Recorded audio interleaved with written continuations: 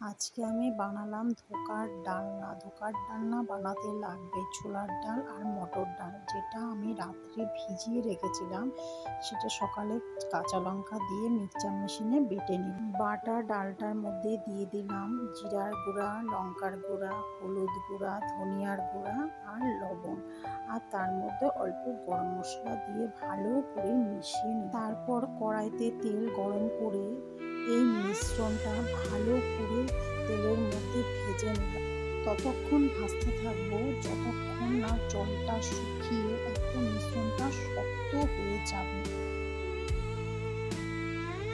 একটা পাত্রের মধ্যে মিশ্রণটা ঢেলে ফ্রিজে রেখে দিলাম শক্ত হওয়ার জন্য।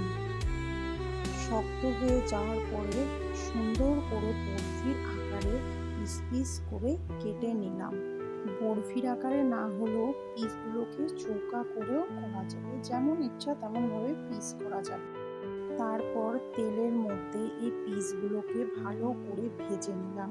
এগুলো ডাল ভাত দিয়ে এইভাবেও খাওয়া যাবে পকোড়া হিসাবে।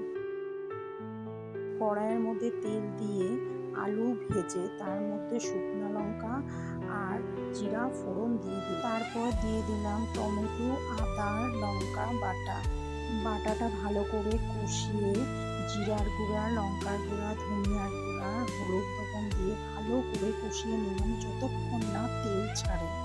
আর দিলাম লবণ। আলুগুলো মশলার সাথে ভালো করে কষিয়ে জল দিয়ে দিলাম। জলটা ফুটে এলে ধোকাগুলো ছেড়ে দিলাম। যতক্ষণ না তেল বেরোয় নামানোর আগে অল্প গরম মশলা আর ঘি দিয়ে দিলে তৈরি হয়ে যাবে আমাদের ধোকার ডালনা। এই ধোকার ডালনা নিরামিষ দিনের জন্য একদম পারফেক্ট চয়েস।